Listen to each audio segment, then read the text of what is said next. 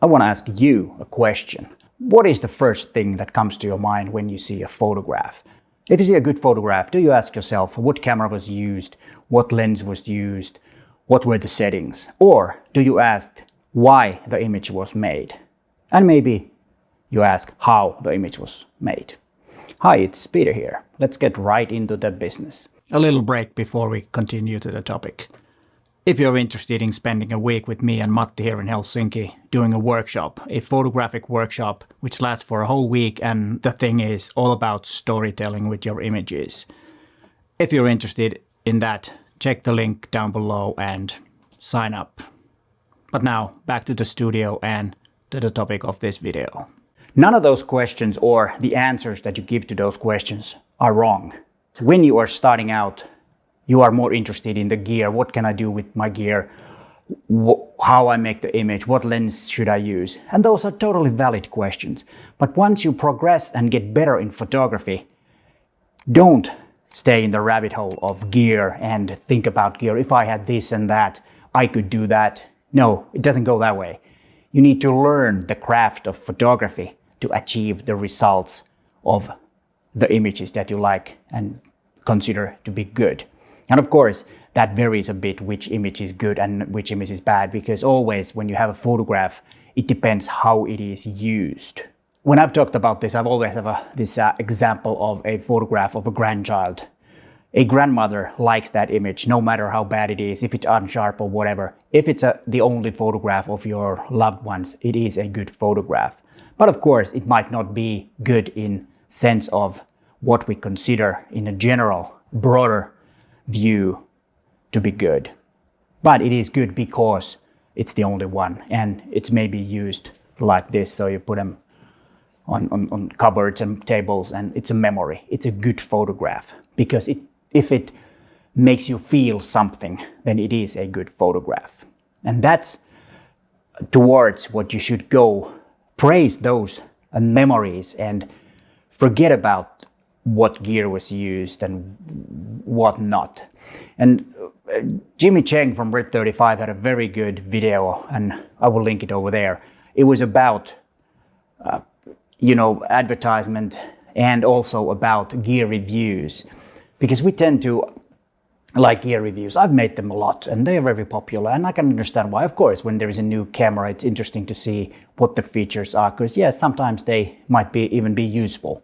But why the camera companies make these cameras with all these new features? Of course, they want to sell. It's a business. They want to sell cameras. And of course, they want people to use them, and then, then people need better and new cameras. But gear reviewers, when they, say that you need this and that, it's total bull. And I know I'm guilty of that too, but I've tried to avoid that. Of course, I'm an Olympus system ambassador, which means that of course I will bring the good things about Olympus and OM system cameras, of course. And on the other hand, I'm always one that tries to find the good things in different areas of photography and gear, because that's the way I am. I'm not concentrating on the negative in that much. But what makes me really, really sad is that people really think that they need something. They need a better camera. They need a bigger sensor and all that. It doesn't make you any better. And the thing that pros use bigger sensors is total bullshit. Of course, in the studio environment like this, you're doing portraits. Maybe Micro Four Thirds is not the best or the first solution, or the first solution to get that type of camera. Maybe not. You might want to get a medium format, for example, for studio work. If I was only doing studio work, I would probably use a medium format. But since I'm not, I do it sometimes, and now that I have this new studio space to use, I will make a more studio type content. But I will show you that it can be done with Micro Four Thirds, no problem.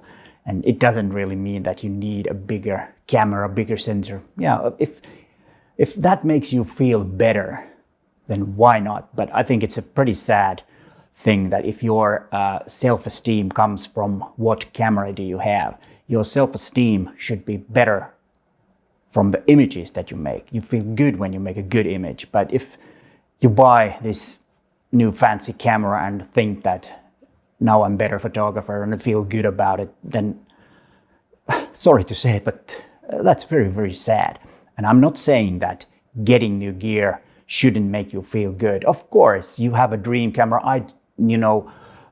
When I was starting out, and I had a lot of dream cameras that I never could afford. And of course, that might boost up your craft if you have good gear, because of course it is a lot better to photograph, or more convenient, I would say. Better is the wrong word, but more convenient to photograph with good gear. That's obvious. I like to use good gear. That's why I'm using Olympus system, because that's at the moment the best camera for me. It might not be for you, but I would say that if you have it, and just go ahead. It's a marvelous system, and I totally like it, and that's why I've been using it almost 10 years now. Not quite, well, 8 to 9 years. Only Olympus and OM system cameras, and been totally fine. I've been doing professional work with that, and no problem. Not once have I been asked that how big is your sensor or how many megapixels you have. And sometimes I know that I will need more megapixel. I will use the high-res shot. It's not about the camera, and what you should start thinking about when you are asking, or when you are seeing a photograph that you like. Start thinking the process and how it was made is one obvious question, but you should aim towards why it was made. And if you like a photograph, then analyze the photograph and think why you like the photograph. And start thinking that is it the light? Is it the composition? Is it the story? Is it the mood? Or what is it that you like about the image? And the same thing, if there's something or some image that you do not really care about and you don't really like, think why you don't like the camera, or the image. Because that will make you better when you start analyzing photographs. Just, sit at a photograph. If you see a photograph online, just sit there and look at the image and think about why is it so good. And then when you kind of like have a formula, if that's even possible to have a formula for a good image, well, it's not, but some kind of a idea that why that particular photograph is so good, start thinking about making the same decisions that the photographer makes. Not saying that you should make the same image, but similar image. Is it okay? Is it good because it's morning light, it's evening light, it's a very well made composition, or I like the story? Start to go towards that. And I'm not saying that we all should go to the same direction, but there are still some things that are in common with good photographs. Usually there is a story. There is something that the image tells you. It might be like the image of your grandchild, for example. An image, well, he or she is doing something. There is a story. You can relate. You know the person. You can relate what's in his or her mind. And the same thing goes with other images. If you see a good photograph, then think about the story. And then, of course, light is really important. Think about is the light the thing? Is the light making the mood, for example? Or is the composition something that you really like? There is something in the foreground, maybe there is the mid part, then there is the background. Or what is it? Is it the rule of thirds, maybe golden ratio, or whatever it is? And that is the best way to learn, to look at photographs. And of course, go to exhibitions to look at them, because at least for me, I like to look at images, a lot of images online, because it makes me learn. It makes my creativity being boosted because I see a good image. It makes me feel good. And when you're feeling good, good things will happen.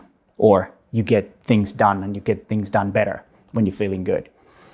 And then go to exhibitions or look at books, because books, and when you see an image, when you really see the image and you have it in your hand, I think it's a more powerful experience about the image when it's actually in a physical form.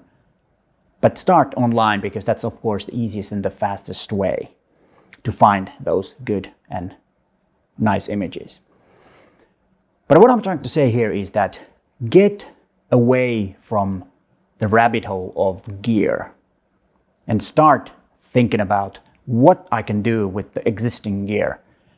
Because sometimes you don't see the possibilities what you have in your own camera. You start thinking that, like I already said in the beginning, that if I had this and that, I could do this and that. And yes, sometimes it's true. Like the reason I got this studio is that I want to do more studio work. And of course, if I don't have a studio, I can't do it. But it doesn't make me a better studio photographer to have the studio. I need to practice again because it's a long time since I had a studio. It was, I think 10 years ago, I gave up my portrait and product photography studio. I had a fairly big studio. So I need to kind of learn it again in a way, start to practice, and that's what I'm going to do here.